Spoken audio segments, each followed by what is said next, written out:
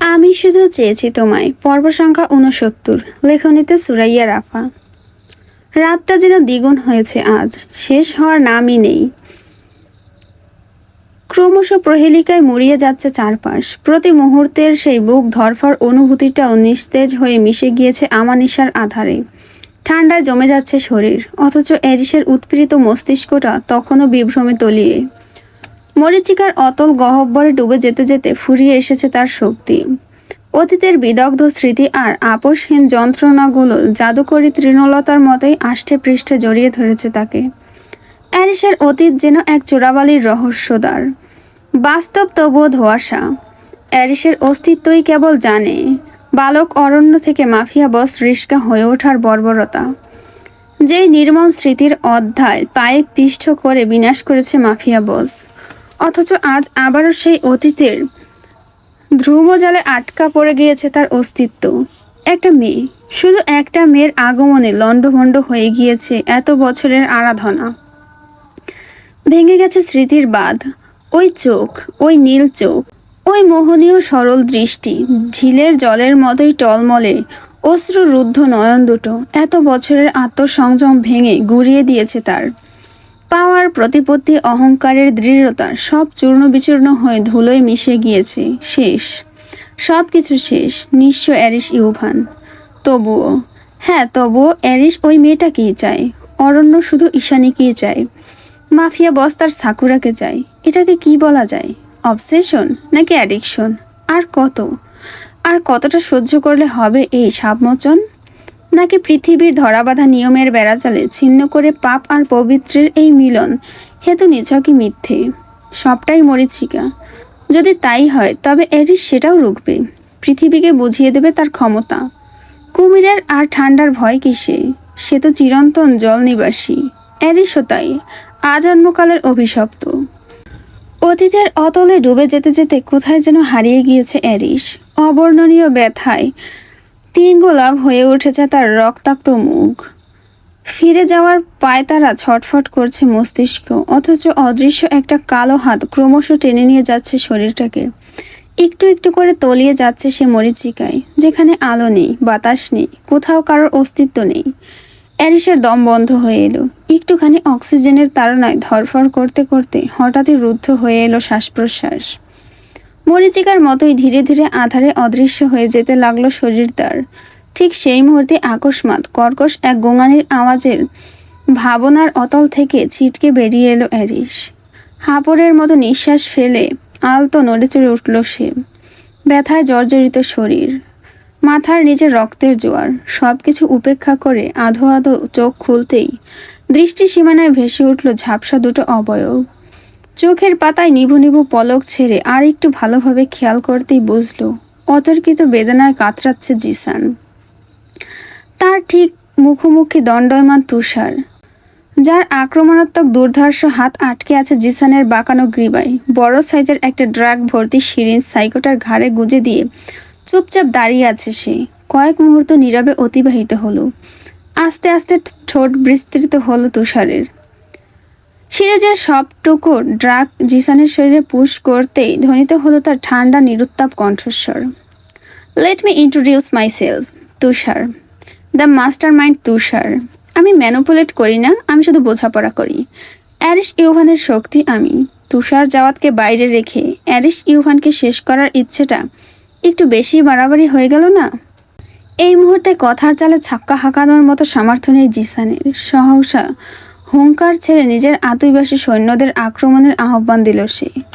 গডফাদারের আদেশে চারিদিক থেকে অস্বাভাবিক বিকৃত উলু উলু ধ্বনি বাজিয়ে হৈ রৈ করে ছুটে এলো সব। বিপরীত প্রান্তে তখন আসনি সতর্কতা। কোনো কিছুর ইঙ্গিত না দিয়েই আচানক গুলি ছুড়ে দুটো গার্ডের হাত থেকে শিকল খুলে দিল তুষার। ঘটনা এত দ্রুতই ঘটল যে কয়েক সেকেন্ডের জন্য স্তব্ধ হয়ে গেল মাফিয়া গার্ড। পর মুহূর্তে যন্ত্রমানবের ইশারায় একযোগে উঠে দাঁড়ালো সব। হাত বাঁধা অবস্থায় প্রস্তুতি নিল আক্রমণের। শরীরের প্রতিটি শিরা উপশিরায় উচ্চ ক্ষমতা সম্পন্ন ড্রাগের অধিক্যে অঙ্গ প্রত্যঙ্গ সব অস্বাভাবিকভাবে বেঁকে যেতে লাগলো জিসানের। হুড়মুড়িয়ে মেঝেতে পড়ে গেল হাতের কাছের ক্রিসটা। হঠাৎই মানুষরূপী জম্বির ন্যায় আচরণ করতে লাগলো সে। অসহ্য যন্ত্রণায় দানবের মতো গজরাতে গজরাতে প্রথমবারের জন্য পিছিয়ে গেল সে কয়েক কদম। ঠিক সেই মুহূর্তেই ফাঁদের বেড়াজাল ছিন্ন করে দীর্ঘ এক লাফ বের হয়ে এলো বোজো। তার শক্ত দাম্ভিক পদক্ষেপে আকস্মাৎ থরথর করে কেঁপে উঠল পাথুরে মেঝে। চারিদিকে তীক্ষ্ণ দৃষ্টি ফেলে সামনে এগুতেই জন্তুটার রক্তিম চোখ আর লকলকে জিহ্বা ভেদ করে বের হয়ে আসা সদন্ত দেখে ভয়ে তটস্থ হয়ে গেল সব। হন্যে হয়ে এদিক সেদিক ছুটতে লাগলো ব্রাজিলিয়ান আদিবাসীর দল। সব কিছুকে ছাপিয়ে বোজো এগিয়ে গেল অ্যারিসের নিকট। শিয়রে এসে দাঁড়িয়ে অদ্ভুত করুণ কণ্ঠে ডেকে উঠল মনিবের রক্তাক্ত শরীর। শুকতে লাগলো সে, অথচ মাফিয়া বসের ক্লান্তি মাখা চোখ দুটো তখনও ওই ছোট্ট স্ট্রেলারের মধ্যেই নিবদ্ধ। ওদিকে বোজোর অতর্কিত আগমনে এক মুহূর্তের জন্য অন্যমনস্ক হতেই ছুটে এসে ধাতব নানচাকের চৌকো অংশটা আচানক তুষারের পেটের মধ্যে ঢুকিয়ে দিল জিসান। মুহূর্তেই ত্বকের অস্তর ভেদ করে শরীরের ভেতরে ঢুকে গেল বস্তুটা। গলগলিয়ে বেরিয়ে এলো টাটকা রক্তের স্রোত। হকচকিয়ে উঠল যন্ত্রমানব। নানচাকটাকে প্রতিরোধ করার প্রয়াসে রুদ্র হাতে ঠেলে সরল জিসানকে। এই পর্যায়ে অ্যারিসের কপাল বেঁকে গেল। তড়াক করে সজাগ হয়ে উঠল মস্তিষ্ক। সমস্ত শারীরিক পীড়া ভুলে ধীরে ধীরে ওঠার চেষ্টায় মরিয়া হলো সে। ওদিকে নানচাকটাকে দুই হাত দিয়ে টেনে ধরে এলোমেলো গতিতে পিছিয়ে গেল তুষার। ছলছলে ব্যথাতুরুদ্ধ চোখ তুলে সম্মুখে দৃষ্টিপাত করতেই কদাচিৎ স্বরে গা কাঁপিয়ে হেসে উঠল জিসান। দৈত্যের মতো হাসির ঝংকারে চারিপাশ কেমন থমথমে হয়ে রইল। হাসতে হাসতে তুষারের আশ্চর্য দৃষ্টিপানে তাকিয়ে কুটিলতায় ভুরু নাচালো সে। ঠোঁট নেড়ে আওড়ালো, ঠান্ডা মাথায় চালটা তুমি ভালোই দিয়েছিলে master mind, but one mistake. যন্ত্রণায় নীলবর্ণ ধারণ করেছে তুষারের মুখ। তবুও দাঁতে দাঁত পিষে সন্দিগ্ধ চোখে চেয়ে রইল সে। এই পর্যায়ে রাগে চোখ মুখ শক্ত হয়ে আসে সাইকোটার। গ্রীবাদেশে আঙুল বুলিয়ে আর্তস্বরে কোকিয়ে ওঠে সে, ইস, এখনো জ্বালা করছে। পরপর এদিক ওদিক ঘাড় ফুটিয়ে বলে, তুমি না জানলেও মাফিয়া বস ঠিকই জানে that I have a robotic leg, যার ফলে হাই পাওয়ারি ড্রাগ আমাকে সাময়িক দুর্বল করে দিলেও পুরোপুরি কাবু করতে পারেনি। তখনও বাকরুদ্ধ তুষার, শ্বাস টেনে তোলার ক্ষমতা নেই। অনর্গল রক্তক্ষরণে শারীরিক শক্তি লোপ পেয়ে যাচ্ছে ক্রমশ। অগত্যা উপায়ন্তর না পেয়ে অ্যারিসকে আড়াল করে মাঝেতে বসে পড়ল সে হাঁটু ভেঙে। জিসান নিঃশব্দে হাসল। ওষ্ঠের সেই বিস্তৃতি অটুট রেখে পা টেনে টেনে এগিয়ে গেল ইয়াসের নিকট। পদ্মের মতো কোমল চোখ দুটো একটু একটু নড়ছে। বোধহয় ঘুম ভাঙছে তার। তা দেখে ছোট্ট স্ট্রেলারের দিকে মুখ বাড়িয়ে চোখের কোণে পৈশাচিক তৃপ্তি নিয়ে হিসিয়ে আওড়ালো জিসান। এত শীঘ্রই জেগে উঠছো যে? তোমার ড্যাডি আর আঙ্কেলকে হারিয়ে দিয়েছি, এবার তুমি কি আমার সাথে লড়বে? আমি লড়ব। পেছন থেকে ভেসে আসা অতর্কিত এক নারী কণ্ঠের দাপটে আচানক ঘাড় ঘোরালো জিসান। মশালের জ্বলন্ত আলোরেখায় দেখা মিলল এক রমণীয় অগ্নিমূর্তির, যার অবয়ব জুড়ে অদ্ভুত তেজস্বী ভাব। চোখ দুটো যেন রহস্যের আধার। দুর্বোধ্য সেই রমণী কয়েক কদম এগিয়ে আসতেই ঠোঁট চেপে বিদ্রুপ করে হেসে ওঠে জিসান। অ্যারিস আর তুষারকে চোখ দিয়ে ইশারা করে কৌতুকের স্বরে বলে, দেখতে পাচ্ছ কারা এখানে বসে আছে? দ্য মাফিয়া বস রিশকা, যার ভয়ে আন্ডারগ্রাউন্ড থরথর করে কাঁপে। তারপর মেয়েটার আপাতমস্তক ইশারা করে বলে, সেখানে তুমি এক তুচ্ছ রমণী এসেছ আমার সাথে পাঙ্গা নিতে? তুচ্ছ।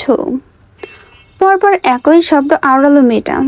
কথাটা বলতে গিয়ে ঠোঁটের নিড়ে ভেসে উঠল চাপা হাসির লেশ। পর মুহূর্তে চাহনিতে উত্তাপ নিয়ে বলল, রিয়ানা, আমার নাম রিয়ানা।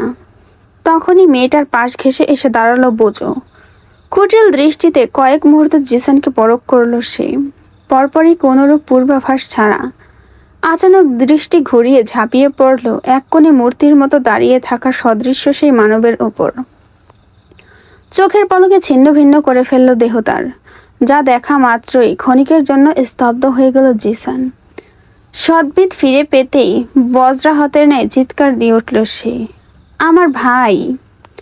তার করুণ দৃষ্টি আগুনের ফুলকির মতো জ্বলে উঠল। সমস্ত ক্রোধ গিয়ে স্থির হলো বোজোর উপর। তৎক্ষণাৎ আরেকটা নোংরা কৌশল ফেলল জিসান। ধীর পায়ে পিছিয়ে গিয়ে নীরবে বেজমেন্টের গুপ্ত দরজাটি খুলে দিল সে। মুহূর্তের ভেতরে দরজা ভেদ করে শয়ে শয়ে বের হয়ে আসলো ভুভুক্ষ হিংস্র ব্ল্যাক পান্থার আর জার্মান শেফার্ডের দল। হিংস্র জানোয়ারগুলোর তীক্ষ্ণ লোলুপ দৃষ্টি বোজোকে অস্থির করে তুলল। কিছুক্ষণ পরখ করে দানবীয় স্বরে গর্জে উঠল সে। ক্রোধান্বিত হয়ে ঘেউ ঘেউ আওয়াজ করতে সবগুলো কুকুর ছুটে এসে ঝাঁপিয়ে পড়ল বোজোর উপর। একের পর এক আক্রমণ চালিয়ে রক্তাক্ত করে ফেলল শ্বেতকায় লোমশ বোজোকে। বোজো হিংস্র আর শক্তিশালী দুটোই, তবে শতাধিক হিংস্র প্রাণীর সঙ্গে পেরে ওঠা তার পক্ষেও সম্ভব নয়। তার উপরে ব্ল্যাক প্যান্থার প্রজাতির কুকুরগুলো চিতাবাঘের মতোই দ্রুতগামী। ফলস্বরূপ চারিপাশ থেকে ধেয়ে আসা সহিংস থাবায় নাজেহাল হয়ে পড়ল সে। আক্রমণের কয়েক মুহূর্ত বাদেই শক্তি হারিয়ে মাটিতে লুটিয়ে পড়ল বিশালদেহী বোজো। সাদা লোমশ শরীরে রক্তের লাল হয়ে উঠল, চোখে মুখে বেহাল দশা, তবুও থামছে না ওদের নৃশংসতা। একের পর এক চালিয়ে যাচ্ছে আক্রমণ। এক পর্যায়ে হিংস্র কুকুরগুলো বোজোর উপর এমনভাবে চড়ে বসলো যে ওর শরীরটা অবধি বুঝে ওঠা দায়। নিজের সবচেয়ে কাছের সহচর, ছোটবেলার সঙ্গী, বিপদের বন্ধু এই বিধ্বস্ত হাল দেখে ছটফট করে উঠল অ্যারিস। প্রথমবারের মতো পরাজিত শোনালো তার কণ্ঠস্বর। ফর গড সেক, কুকুরগুলোকে সরিয়ে ফেল জিসান, বাঁচতে দে আমার বোজোকে। প্রত্যুত্তরে জিসান দাঁত বের করে হাসল, নিষ্পৃহ কণ্ঠে জবাব দিল, ভাইয়ের মৃত্যুর প্রতিশোধ নেব না তা কি করে হয়? এই মুহূর্তে আমার হাত দুটো খোলা থাকলে বিশ্বাস কর তোর হৃৎপিণ্ড ছিঁড়ে আনতাম আমি। মাফিয়া বস রুদ্রশ্বাসে কথাটা বলতেই নিটল পায়ে ওর দিকে এগিয়ে এসে জিসান ঘাড়টাকে সামান্য কাত করে বিগলিত হেসে জবাব দেয়, যদি আমিও একই কাজ করি তাহলে কেমন হয়? কথাটা বলতেই ওপাশ থেকে গুলি ছড়ে রিয়ানা। ছুটে আসা বুলেটের সংঘর্ষে ছিন্ন বিচ্ছিন্ন হয়ে ধাতব শেকলের বাঁধন। সঙ্গে সঙ্গে গা ঝেড়ে উঠে দাঁড়ায় অ্যারিস। চোখের মাঝে হানা দেয় অগ্নেয়গিরির অগ্নুৎপাত। একদিকে ঘুমন্ত ছেড়ে অপরদিকে আদরের বোজোর ছিন্ন ভিন্ন দেহ, আর পরিশেষে পায়ের কাছে হাঁটু মুড়ে বসে থাকা মুমূর্ষ তুষার। ঝাপসা চোখে চারিদিকে এক নজর পরখ করে জিসানের দিকে ঘুরে তাকালো সে। হাত বাড়িয়ে প্রথমে ডান পায়ের তীরটাকে টেনে বের করলো। চামড়া মাংস ছিঁড়ে খুঁড়ে বের হয়ে আসলো সেটা। একইভাবে বাম পায়েরটাকেও বের করলো অ্যারিস। অসহনীয় তীব্র এই যন্ত্রণার পরেও ব্যথাহীন পাথরে তার মুখ। অনুভব শক্তি লোপ পেয়েছে যেন, দৃষ্টি জুড়ে কেবল প্রতিহিংসার দাবানল। জিসান সেদিকে তাকিয়েছিল। হঠাৎ তার চোখের চাহনিতে ঝলসে উঠল বুক। এক মুহূর্তের জন্য নিজেকে আবিষ্কার করলো অ্যারিসের আগ্রাসী কবলের নিচে। পরক্ষণই বিভ্রম থেকে বের হয়ে আচানক আক্রমণ করল সে। পারদর্শী হাতে নানচাকটাকে ছুঁড়ে দিতেই শান্ত শীতল অথচ অপ্রতিরোধ্য ভঙ্গিতে সেটাকে রুখে দিল মাফিয়া বস। জোরালো হাতে ঘুরিয়ে এনে শয়তানটাকে কবজাবন্দি করতেই নিজের রোবোটিক পা দিয়ে অ্যারিসের হাঁটু বরাবর পদাঘাত করল জিসান। আহত অ্যারিস পিছিয়ে গেল, খুলে দিতে বাধ্য হলো হাতের বাঁধন। জিসান পেছনে ঘুরে আবারও একই ভঙ্গিতে আঘাত করবে। ঠিক তখনই কোমরের ফাঁক থেকে বের করে তরল জাতীয় কিছু একটা জিসানের মুখের উপর ছুঁড়ে মারল রিয়ানা। সঙ্গে সঙ্গে ওই অবস্থাতেই ঠান্ডা বরফের মতো জমে শক্ত হয়ে গেল তার মুখ। এতক্ষণে তুষার অ্যারিস একযোগে দৃষ্টি ঘোরালো রিয়ানার পানে। সেই অবস্থাতেই তীক্ষ্ণ স্বরে বিড়বিড়িয়ে স্বগোক্তি করল তুষার, লিকুইড নাইট্রোজেন কোনো কিছু জমিয়ে বরফের মতো শক্ত বানিয়ে দেয়। দুই ভাইয়ের আশ্চর্য দৃষ্টির মুখোমুখি হয়েও বিন্দুসম ভাবাবেগ দেখা গেল না রিয়ানার মাঝে। তার অভিব্যক্তি দুর্বোধ্য, চাবুকের মতো ধারালো দৃষ্টি জুড়ে দুঃসাহসী দীপ্তি। কোনোরূপ বাক্য ব্যয় ছাড়াই বাম হাতের চাপাতিটা ছুঁড়ে দিল অ্যারিসের নিকট। দক্ষ হাতে সেটাকে ক্যাচ ধরল মাফিয়া বস। তারপর আসনি প্রলয়ের মতো এক পা করে এগিয়ে যেতে লাগলো নিষ্ক্রিয় জিসানের নিকট। ওদিকে অন্য হাতের রিভলভার দিয়ে আদিবাসীদের আক্রমণ প্রতিহত করতে করতে রিয়ানা এগিয়ে গেল তুষারের নিকট। ওর মুখোমুখি হয়ে বসে নির্লিপ্ত গলায় বলল, টেক আ ব্রেথ। শ্বাস টেনে হতাহতের মতো তাকিয়ে রইল তুষার। ঠিক তখনই ওর পেটের থেকে নানচাকের অংশটা টেনে বের করে আনলো রিয়ানা। ঘটনার আকস্মিকতায় প্রকম্পিত হয়ে ওঠে যন্ত্রমানবের ব্যথাক্লিষ্ট শরীর। দাঁতে দাঁত চেপে আর্তনাদ সংবরণ করলো তুষার। পারল না চোখের চাহনি দিয়ে আদিবাসী মেয়েটাকে ভস্ম করে দিতে। তীব্র ব্যথায় খানিকটা কমে এলে কিয়ৎক্ষণের নীরবতা ভেঙে হুঁশিয়ারি ছুড়ল সে, ডোন্ট টাচ মি। এই মুহূর্তে টাচ না করলে তোমার মৃত্যুর আশঙ্কা রয়েছে, so I can't hear you. জোরপূর্বক হেসে প্রতিউত্তর করল রিয়ানা। তুষার বিদ্রুপ করে বলল, মানুষকে বাঁচানোর দায়িত্ব নিয়েছো বুঝি? আমি শুধু বাঁচাই না, মারিও। কথাটা বলতেই হঠাৎ অন্যমনস্ক হয়ে গেল রিয়ানা। পরপরই ভাবনা থেকে বের হয়ে জিসানের দিকে এক পল নজর বুলিয়ে এক হাতে তুষারের ক্ষতস্থান চেপে ধরে অন্য হাত দিয়ে একটা বোতলের ছিপ খুলে অতঃপর হাত সরিয়ে সেখানটায় অ্যালকোহল ঢালতে শুরু করলো। আমি প্রতিশোধ নিতে এসেছিলাম, নেওয়া শেষ, অতএব আর কাউকে মারার প্রশ্নই ওঠে না। প্রতিশোধ? নিস্পৃহ গলায় বিড়বিড় করল তুষার। রিয়ানা আর জবাব দিল না। মোটা গজের সাহায্যে ক্ষতটাকে ব্যান্ডেজে মুড়িয়ে দিয়ে দায়সারা গলায় বলল, হয়ে গিয়েছে। কথাটা বলে রিয়ানা সরে যেতেই তুষারের দৃষ্টি প্রগাঢ় হয়ে উঠল। বিদ্যুৎ স্পৃহের ন্যায় সে তাকিয়ে রইল সম্মুখে। তুষারের হতাহত দৃষ্টি অবলোকন করে রিয়ানা নিজেও ঘাড় ঘোরালো চকিতে। আর যা দেখল তাতে নয়ন বিস্ফোরিত হয়ে উঠল তার। ওদের থেকে কয়েক হাত দূরে শয্যাশায়িত আদমরা জিসানের উপর ঝুঁকে কাটারি দিয়ে মাংস কাটার মতো করেই ঠাস ঠাস করে ওর বুকের প্রতিটি হাড় চাপাতি দিয়ে কাটছে অ্যারিস। হাড়গোড় কেটে যখন হৃৎপিণ্ডের হদিশ পেল, তৎক্ষণাৎ দুই হাত ঢুকিয়ে ওর রক্তাক্ত বুকের ভেতর থেকেই মুরগি ছেড়ে ফেলার মতোই বুকের পাঁজর ছিঁড়ে সরিয়ে অতর্কিত থাবায় খামচে ধরল ওর হৃৎপিণ্ড মাংসপিণ্ড। মরণ যন্ত্রণার ন্যায় ঘো ঘো আওয়াজ উঠল জিসানের কণ্ঠনালী থেকে। তাতেও ভ্রুক্ষেপ নেই মাফিয়া বসের। তার চোখের তারায় ঝলসানো দুটি। মনুষ্যের লেশমাত্র নেই, আছে কেবল জানোয়ার স্বরূপ পাশবিক হিংস্রতা। ওর ভয়াবহ আগ্রাসী চোখ দুটো দেখে মনে হচ্ছে ও পারলে জিসানকে আজন্মকাল বাঁচিয়ে রেখে প্রতি মুহূর্তে এইভাবে নরক যন্ত্রণা দিত। কিন্তু আফসোস, জীবন মানুষের একটাই, যা হারিয়ে গেলে আর ফিরে পাবার রাস্তা নেই। ধিক ধিক করে নড়তে থাকা ওই মাংসপিণ্ড দেখেই কপাল গোছালো অ্যারিস। মেজাজ খারাপ হলো তার। সেই সঙ্গে অদ্ভুত এক স্পৃহা চেপে বসলো অন্তরে। আজ আবারও মনুষ্য মাংসের গন্ধে অতীতের লোভাতুর সত্তাটা ক্রমশ মাথাচাড়া দিয়ে উঠছে তার ভেতরে। সময় নষ্ট করল না অ্যারিস। প্রতিশোধের তাড়নায় দিক দিকে শূন্য হয়ে জোরালো টানে শরীরের ভেতর থেকে ছিঁড়ে খুঁড়ে বের করে আনল জিসানের হৃৎপিণ্ডটা। ছলকে আসা রক্তের ছাপে মুখায়ব সিক্ত হলো তার। রক্তে রঞ্জিত হলো সিল্ক শার্ট, অথচ চেহারায় নিদারুণ নির্লিপ্ত ভাব। নেই কোনো অনুশোচনা আর না তো উদ্বেগ, যেন মাংসাশী এক ভয়ঙ্কর নরখাদক। তেমন করে চলমান হৃৎপিণ্ডটাকে হাতের মুঠায় আঁকড়ে ধরে তৃপ্তিতে উল্লাস করে উঠল সে। ফের ক্রোধের তাড়নায় থরথর করে কেঁপে উঠল তার অস্তিত্ব। এখন ভয়াবহ দৃশ্য দেখে বেজমেন্টে উপস্থিত প্রতিটি মানুষ বাকরুদ্ধ হয়ে নিষ্ফল নয়নে তাকিয়ে আছে মাফিয়া বসের পানে। তার নীরব উল্লাসে শিউরে উঠছে গা। আজ বহুদিন বাদে আসল ব্লাডি বিস্টকে দেখতে পেল তুষার, যাকে নিজ হাতে মনস্টার বানিয়েছিল স্বয়ং তারই জন্মদাতা। একসময় যার পছন্দের আহার ছিল শুধুই মানুষের কাঁচা মাংস, আজ আবারও জেগে উঠেছে সেই পৈশাচিকতা। দিকে দিক হারিয়ে প্রতিশোধের নেশায় জ্ঞানশূন্য হয়ে পড়েছে মাফিয়া বস। ভুলে গিয়েছে বাস্তবতা। সেই পৈশাচিক স্পৃহা থেকে মুখ বাড়িয়ে তরতাজা হৃদযন্ত্রটাতে কামড় বসাতে উদ্বেগ হয় সে। ঠিক তখনই শ্রবণ ইন্দ্রিয় ভেদ করে অবুঝ শিশুর ভাঙা ভাঙা ক্রন্দন। তৎক্ষণাৎ মতিভ্রম থেকে ছিটকে বের হয়ে আসলো অ্যারিস। সদ্ভিদ ফিরে এলে পাশ ঘুরে তাকাতেই দেখলো ঠোঁট উল্টে ফুপিয়ে ফুপিয়ে কাঁদছে তার ছেলে। একটুখানি উষ্ণ আলিঙ্গন, একটু নিরাপত্তার জন্য ছটফট করছে কোমল প্রাণ।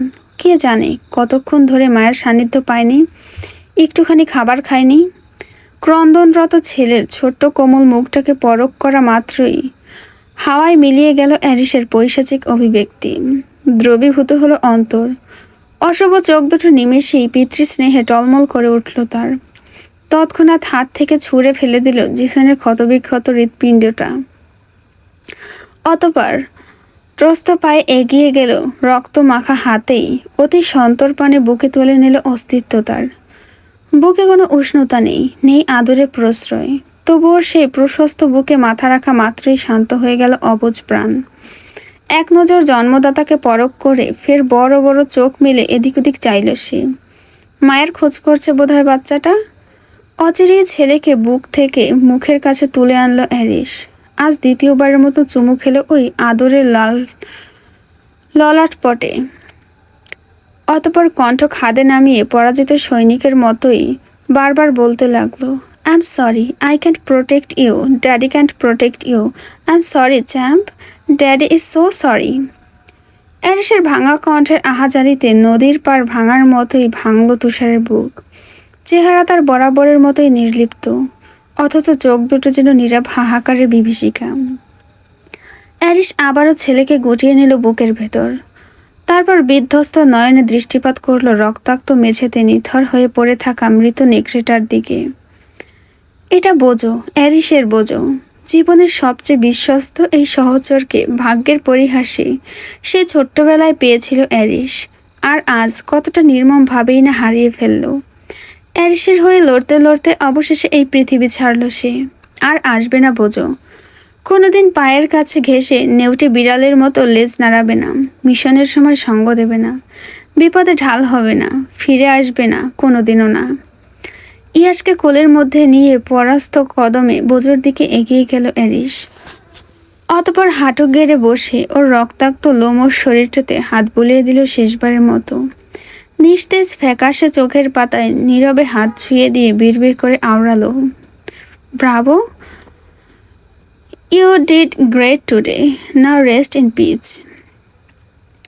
রাতের অন্তিম প্রহরেও অবিরাম তুষারপাত হচ্ছে, ঝিরিঝিরি বৃষ্টির মতোই চলছে তার অক্লান্ত বর্ষণ। আমানিশার আকাশটা পাতালপুরীর মতোই অন্ধকার। আধার রজনীর সেই গা ছমছমে অন্ধকার ফুঁড়ে হাসপাতালের করিডোরে এসে দাঁড়ালো এক অবয়ব। শরীর তার রক্তে ভেজে একাকার, পরিধেয় বসন থেকে চুয়ে চুয়ে রক্ত পড়ছে। পিঠের কাছটায় আড়াআড়িভাবে দুটো দগদগে ক্ষত, রক্ত শুকিয়ে জমাট বেঁধে গিয়েছে সেখানটায়।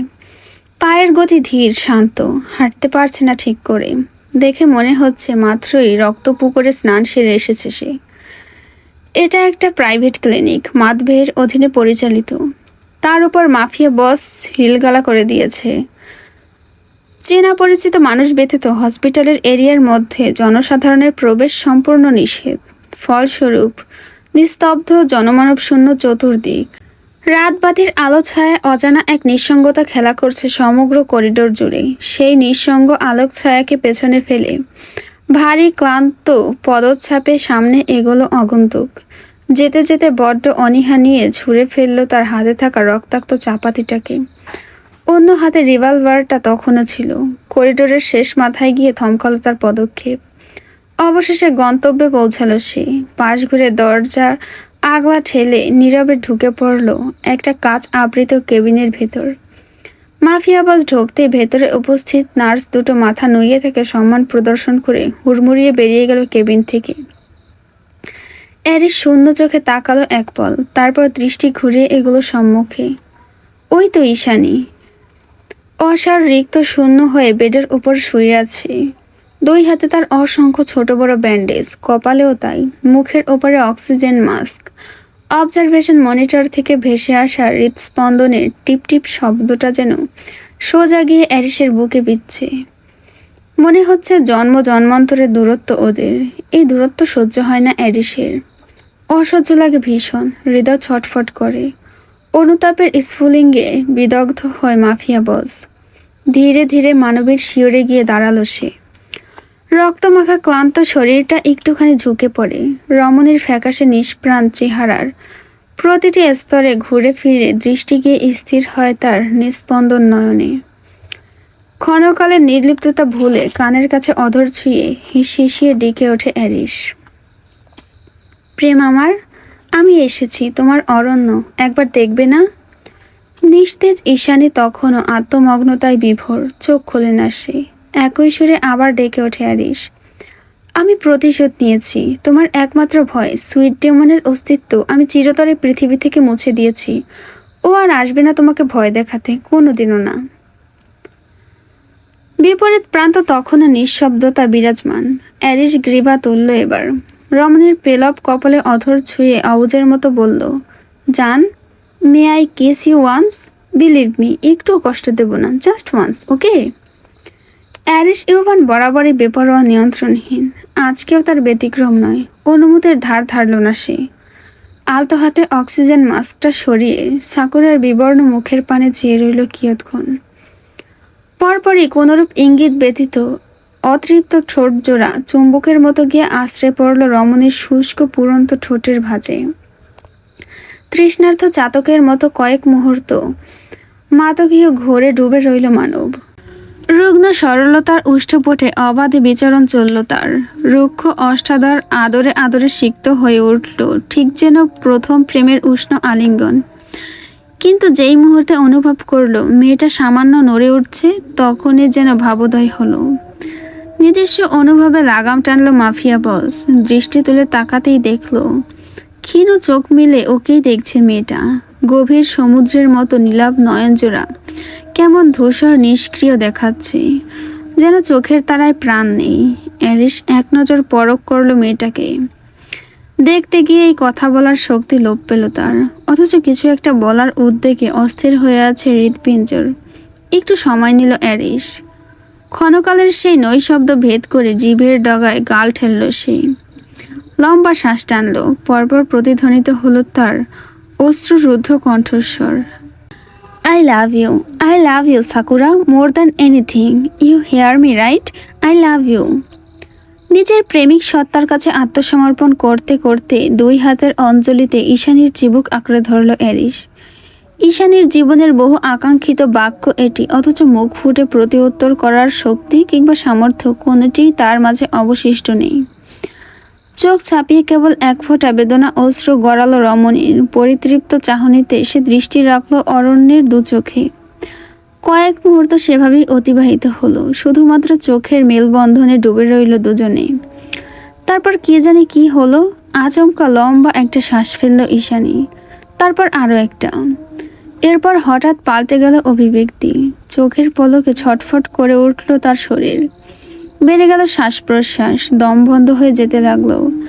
অ্যারিসের বাহুবন্ধনে থাকা অবস্থাতেই অদ্ভুতভাবে হাত পা ছুটতে লাগলো রমণী। যেন ভীষণ কষ্ট হচ্ছে, তেমনভাবে দুই হাতে বেডশিট খামচে ধরে হোঁচট খেতে লাগলো এপাশ ওপাশ। এহেন দৃশ্য দেখা মাত্রই অ্যারিসের কলিজা কেঁপে উঠল। প্রকম্পিত হাতে ঈশানীর চিবুক ছুল সে। অস্থির হয়ে শুধালো, কি হয়েছে জান? কষ্ট হচ্ছে? কোথায় কষ্ট হচ্ছে? প্রতিউত্তর করার মতো ফুরসত নেই ঈশানীর। অযাচিত যন্ত্রণায় গলাকাটা মুরগির মতোই ধরফর করতে লাগলো মেয়েটা। শরীর তার অদ্ভুত রকম গরম হয়ে উঠল, সমস্ত ত্বক ঝলসে যাবে যেন। দফায় দফায় ছটফটানের মাঝে হুট করেই নাক মুখ চিরে গল গল করে রক্ত বের হয়ে এলো ঈশানীর। অ্যারিসের দুই হাত ভরে উঠল।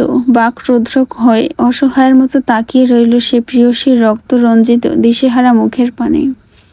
যেন কথা বলতে ভুলে গিয়েছে, সেই সঙ্গে ভুলেছে সমস্ত অনুভব। রমণীর গমরাঙা ত্বকের আকর্ষণীয় রং ক্রমশ নীলবর্ণে ছেয়ে গেল।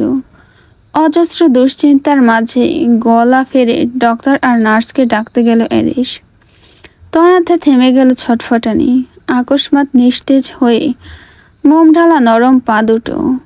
তারপর স্রোত তরঙ্গের ন্যায় হঠাৎ একটা ঝাঁকুনি দিয়ে থেমে গেল সমস্ত শরীর।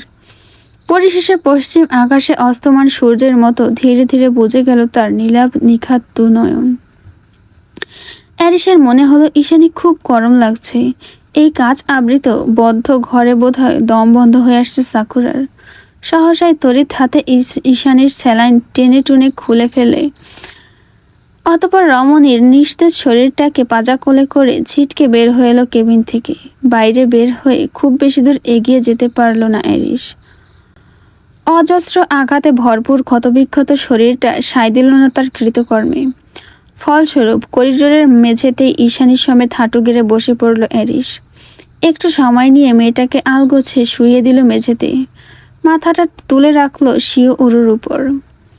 চারিদিকে তুষার ভেজা কনকনে ঠান্ডা হাওয়ায় নিমেষেই জমে গেল শরীর, অথচ ঈশানীর বিন্দু সম ভ্রুক্ষেপ নেই তাতে। নেই কোনো তোড়জোড়, সে আগের মতোই শুয়ে আছে স্বামীর কোলে।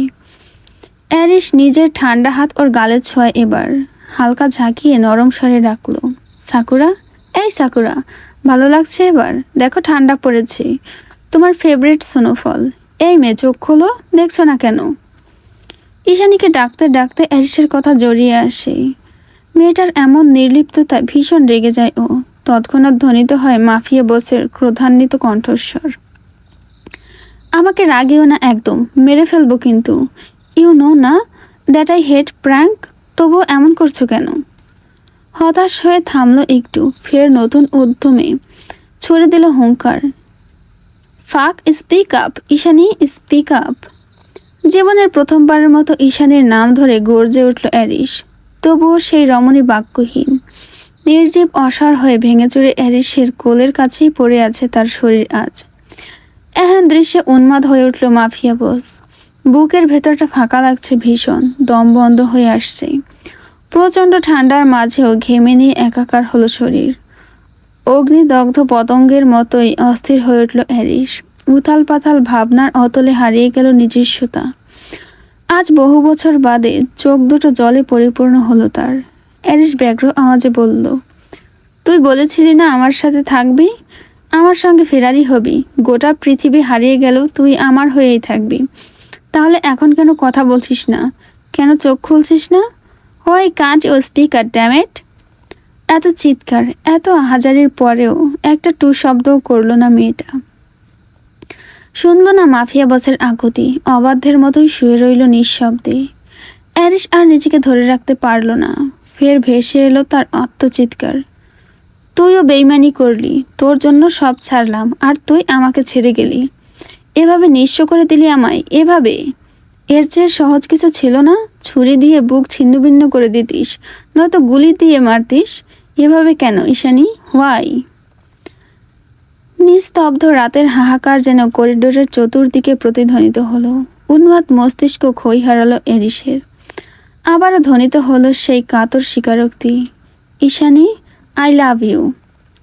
ভীষণ কাতর শোনালো তার দম্ভিক গর্জন। স্বার্থপর ঈশানী প্রতিউত্তর করে না তবুও। মাফিয়া বসের এহেন নমনীয়তা দেখে উৎকণ্ঠায় হেসে ওঠে না। তার পেলব চেহারা ক্রমশ বিবর্ণ হয়ে উঠছে। অ্যারিস আর মেনে নিতে পারল না এই নির্জীবতা। প্রচণ্ড মানসিক চাপে মস্তিষ্কটা ফেটে পড়ল তার। অজ্ঞতা এদিক ওদিক না চেয়ে রিভলভারের ট্রিগার টেনে সোজা তুলে ধরল নিজের কপালে। হিতাহিত জ্ঞান শূন্য হয়ে দুনিয়ার সকল আক্ষেপ নিয়ে চিৎকার করে ছুড়ল বাক্য, দিস ফাকিং লাভ। ঠাস।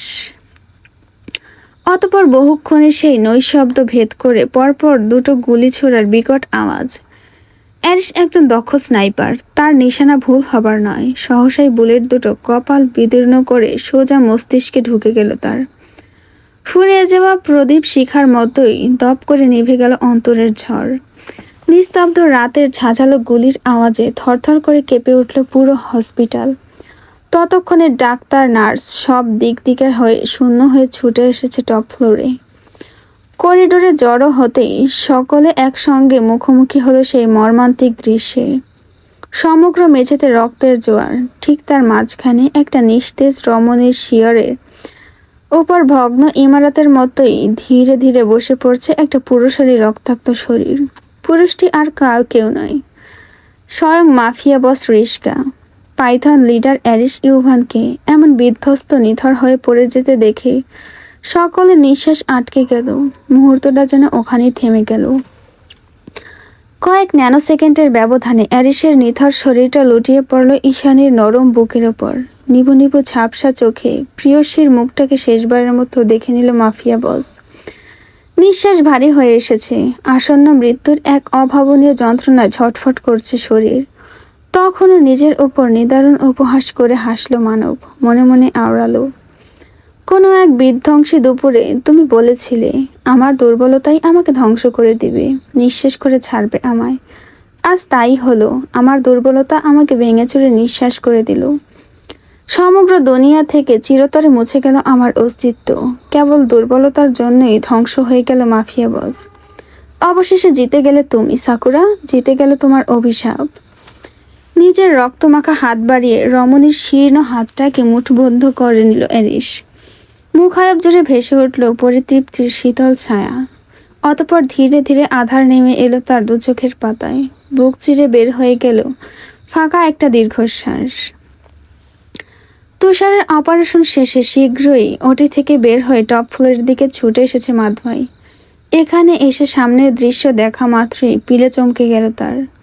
এভাবে চোখের সামনে শেষ হয়ে গেল দুটো মানুষ, অথচ আশেপাশে কেউ ছিল না। এ তো অসম্ভব। হতাহতের মতো চারিদিকে চেয়ে নার্সগুলোকে ডাকলো সে প্রথমে। কয়েকজন মাথা নত করে এগিয়ে আসতে অস্থির হয়ে প্রশ্ন ছুড়ল সে।